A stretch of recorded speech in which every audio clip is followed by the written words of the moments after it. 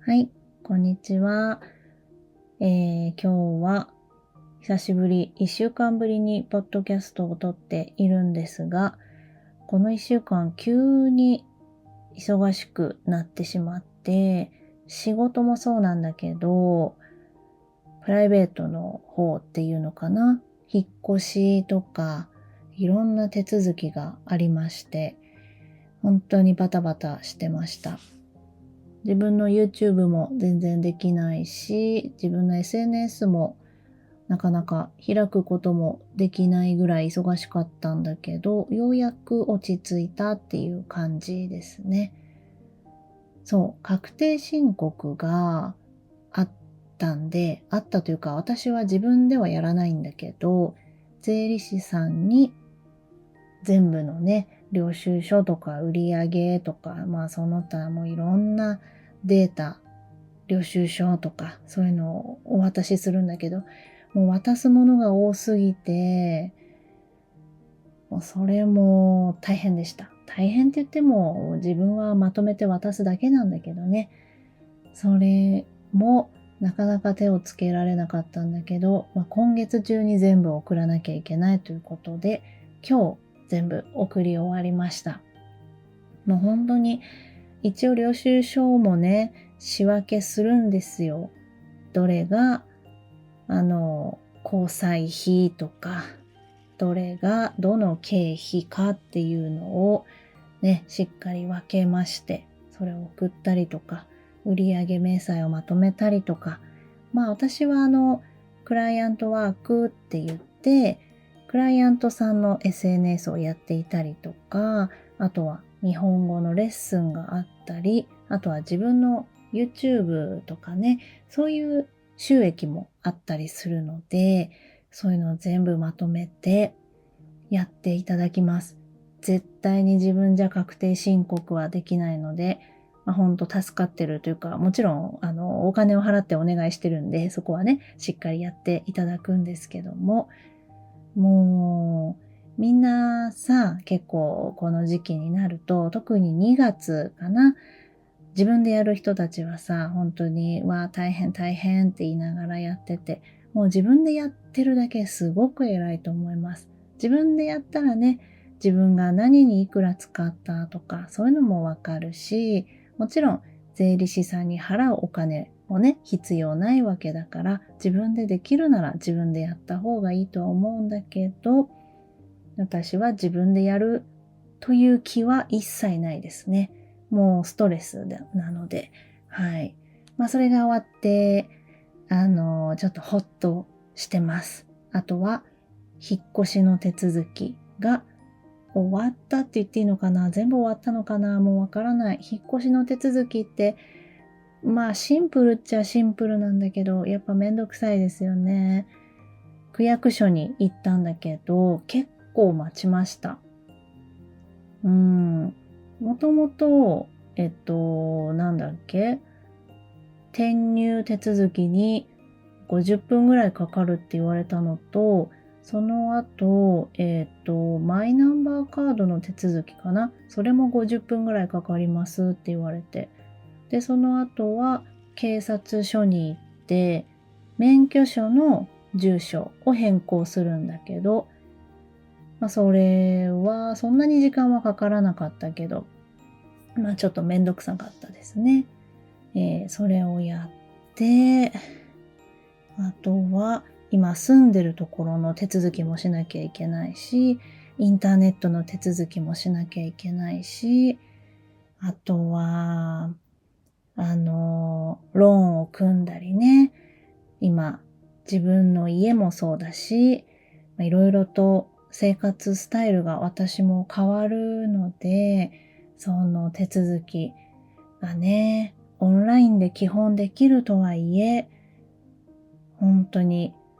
もう簡単に言うとすごくめんどくさいんですが、でもこれも自分のため、自分の家族のためというか、やらなきゃいけないことなので、一個一個やっていきたいと思います。でも多分、私だけじゃないと思うんだよね。こういうのがめんどくさい、やりたくないっていう人。それを言いながらもね、やるっていうのが大切なんで、そう、助成金って言って、リフォームの費用一部、助成金として申請できそうだったんだけど、一旦その手続きも進めようとしてたけど、いろいろあってできなさそうで、ただ、国の助成金が申請できそうなんだけど、それも確認しないといけないんだ。もう確認することがありすぎてっていう感じで、はい。今日のポッドキャストは、今更ですが何を話そうかというと、忙しかったのが落ち着いたよっていうのだったり、お仕事の話をね、したいなと思っております。すでに5分ぐらい話してますが。ちなみに今、夜中の1時過ぎですね。さっきまで、やっと YouTube 2ヶ月ぐらいできてなかったんだけど、12月は JLPT が終わった月なので、もともと YouTube はお休みしようと思ってて、1月たくさん更新しようと思ってスケジュールいっぱい組んでたんだけど、それを準備してたら、で、今週ね、今週というか先週か、たくさん更新していこうと思ってたんだけど、もう忙しくなっちゃってできなくなって、さっき、明日アップロードの N2 の文法じゃない。あれは語彙か。語彙の動画を作ってました。というか、作ってもらったものに音声を入れてたので、明日アップします。仕事は、私のね、とあるクライアントさん、ずっと長く、お世話になってるクライアントさんがいるんですが、そのクライアントさんの都合で、月の契約で SNS を私が一部手伝っているんだけど、その先のもの、2月3月の分も急遽作らなきゃいけなくなってしまって、でもそこはもちろん私はもう絶対やりますって言って、その分ね、2月3月は、やらなくていいっていうか、1月の先週に全部やってしまうっていう形で、ちょっといろいろありまして。で、それを、いろんな人に手伝っていただきながら、もう本当に助かった、それが。自分自身もね、久しぶりに動画編集だったり、投稿作成っていうのを、すごく集中してやったなと思いました。で、それをね、もう終わらせて、すごい、だって3ヶ月分のこの1週間で終わらせたっていう、一部進めてたのはあったから、3ヶ月分全部を1週間で終わらせたわけではないんだけど、本当に忙しかった。自分一人じゃ絶対できないので、もう本当に、やるよって言って手伝ってくれた人もいてね、もう本当にありがたかった。はい。そう。それがあって忙しかったんだけど、私今回ね、そんな感じで先週忙しかった理由はそれではあるんだけど、ちょっと思ったことがありまして、フリーランスという働き方についてなんだけども、去年かな、フリーランスから会社員に出戻りって言って、やっぱり会社員になるっていう人が去年が過去一番多かったんだって。つまり、フリーランスでは稼げない、厳しかったっていう現実と、会社員っていう働き方が、やっぱりここ最近、しっかり、制度も見直されて、会社もブラック企業っていうものが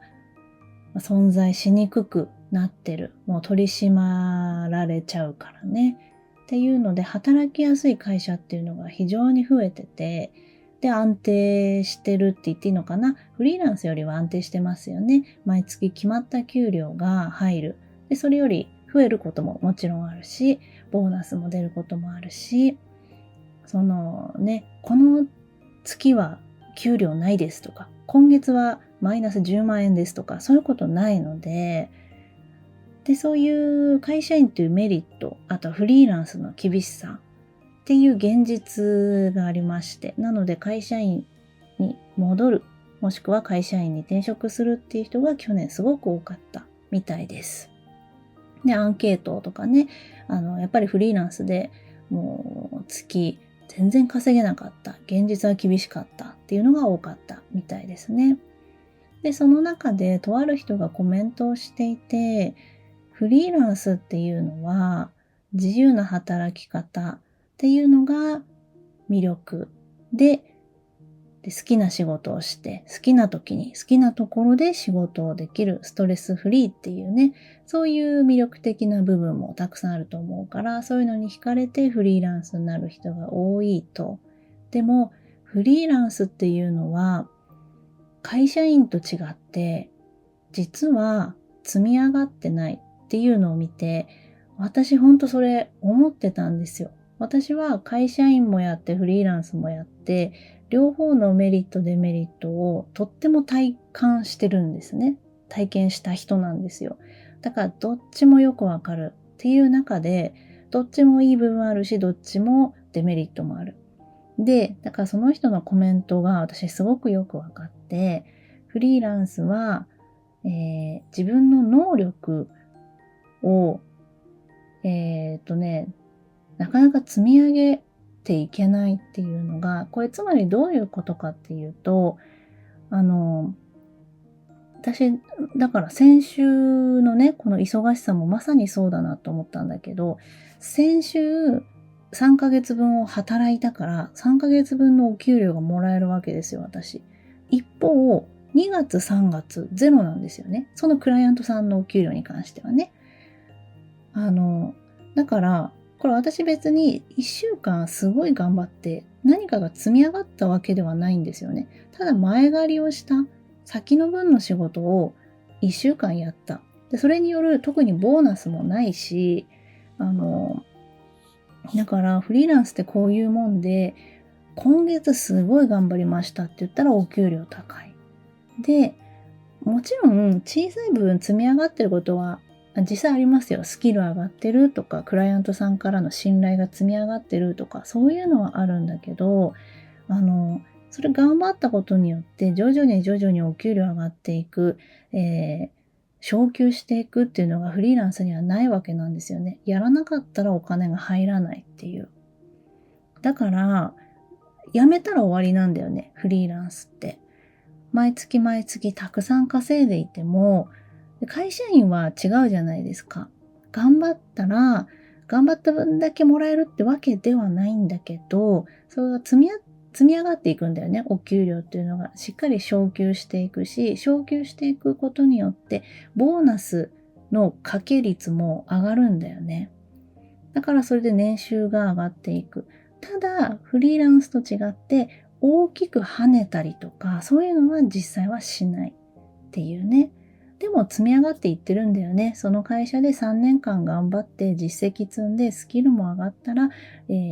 大きく年収が上がるところに転職できるっていうね。もしくは管理職になる、マネージャーになる、役員になるっていうね。そういう感じで積み上げていけるんだけど、フリーランスっていうのはそうじゃない。まあ実際ね、フリーランスでも、ディレクションするポジションになったりとか、自分が社長になって会社を作って、で、自分はそんなに動かなくってもお金が生まれる仕組みを作る。それはもうフリーランスって言ったらフリーランスなんだけど、フリーランスの枠を超えてますよね。それはもう経営者っていうね。だから、経営者になればまた話は別なんだけど、ずっとフリーランスでやっていく。それが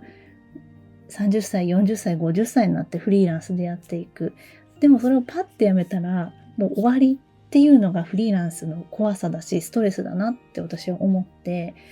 もうすっごい私も頑張っているんだけど、じゃあこれパッとやめたらお給料入ってこないし、育児休暇とか産休っていうのもフリーランスはないじゃないですか。会社員はあるよね。その会社に所属して、それまでちゃんと勤務してきた。あと、ちゃんと復帰してまた働きますよっていう意思があるっていう人はもらえるんだよね。だからそこがやっぱり会社員の大きなメリットであり、フリーランスのデメリットだなっていうのを感じました。本当にまさにこの1週間、さっきも言ったんだけど、すっごい頑張って、じゃあ今月私、まあまあ、その分お給料は上がるはずなんですよ。でも2月3月はないんですよ。ってなると、これって、わあ頑張ったって言えるのかっていうね。ただ、クライアントさんのために全力で頑張ったから、すごいスッキリしてるし、お疲れ様って思うし、感謝もされてるからすごくいいんだけど、その分ね、2月3月、手が空くから2月3月は、自分の YouTube、SNS の方にもうちょっと力入れていこうとは思ってはいます。っていう感じで、本当に、今月、久しぶりに満員電車に2、3回乗ったんですよ。前から言ってるけど、実家をリフォームしてるっていう関係で私が立ち会わなきゃいけない。で、朝早く行かなきゃいけないから、本当にちょうどラッシュの時間で、もうそれがね、私本当にきつかった。だから、会社員って大変だなと思って。この時間の電車に乗ってるということは、この時間に行かなきゃいけない。もう私いや、時間ずらせばいいじゃんと思うんだけど、一部ずらしてる人もいるから、もうちょっと遅い時間に行ってる人もいるんだけど、やっぱりその時間に行かなきゃいけないっていう人が多いっていうことなんだよね。やっぱりそれが問題だなと思ったんだけど、でも最適な時間なんでしょうね、会社にとって。あとはやっぱ、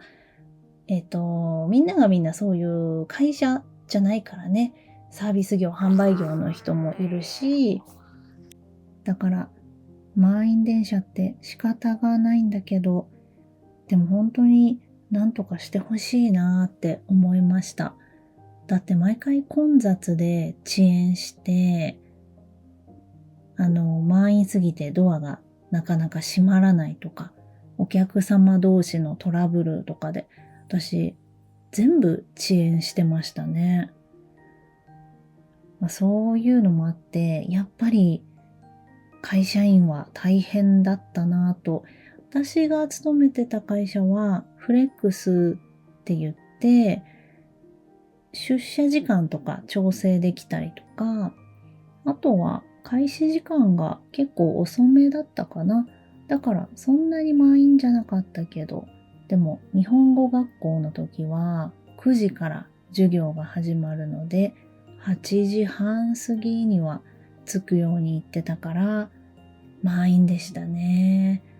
もう毎日大変だったけど、そんな感じですごく思いました。やっぱり会社員ストレスだ。フリーランスっていつ起きてもいいし、平日に動けるし、めちゃくちゃいいなって思ったけど、それでも、それ以上にやっぱりお金って大事だから、そこの面で会社員に戻るっていう人が多かったっていうことですよね。私は両方経験をしたから、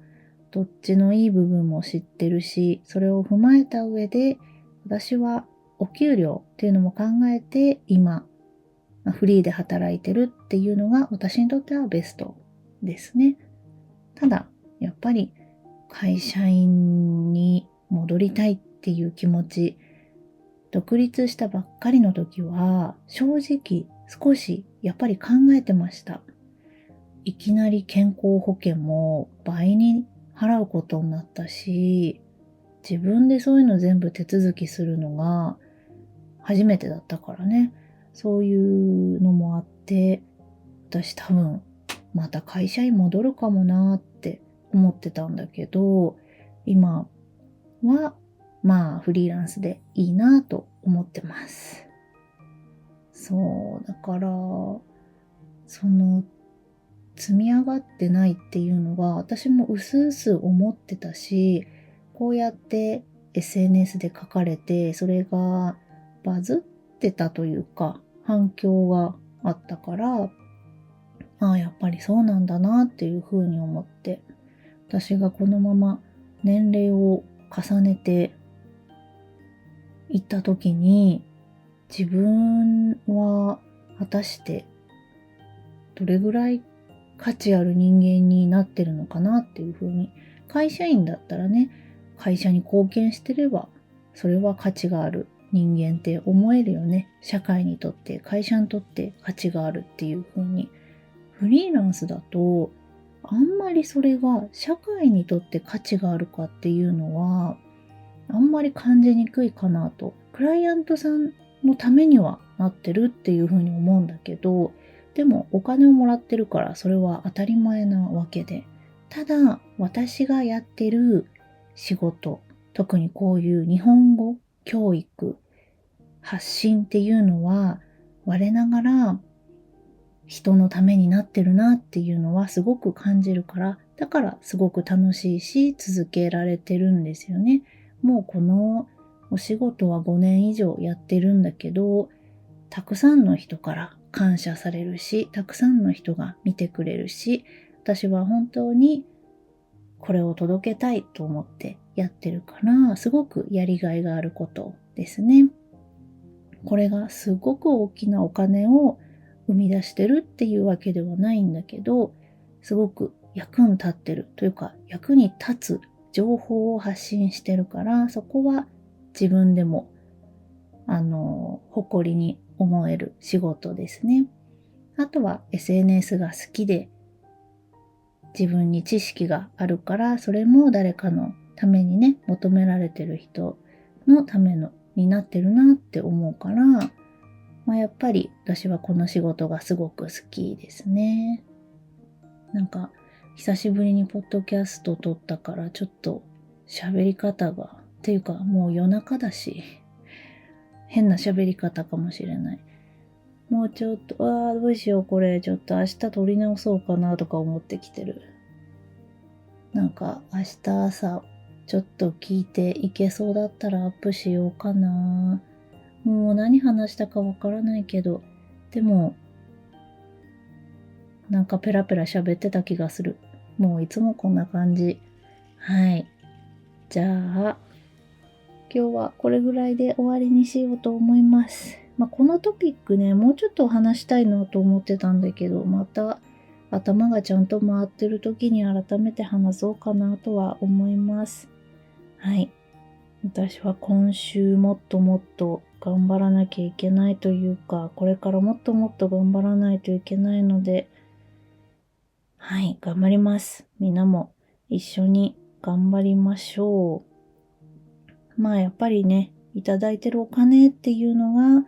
自分の社会にとっての価値なんじゃないかなっていうのは思います。お金をもらってないから役に立ってないっていうわけではないんだけどね。それでも、私はお金のために働いてるのもあるけど、やっぱり役に立ちたいっていうふうに思ってるので、そこの部分はね、じゃないと仕事って続けられないしね。でもそうじゃない人もいるか。お金のために変な仕事してる人もいるしね。そういう人は嫌ですね。でも、そういう人にはなりたくないし、そういう人は周りにいてほしくないなと思います。私は絶対そうはならない。もうそういうニュースばっか見てると、でも、そういういい人もいれば悪い人もいるっていうことだよね。なんかもう何言ってるかわからなくなってきた。はい。じゃあ今日はもう寝ます。おやすみなさい。最後まで聞いてくれてありがとうございました。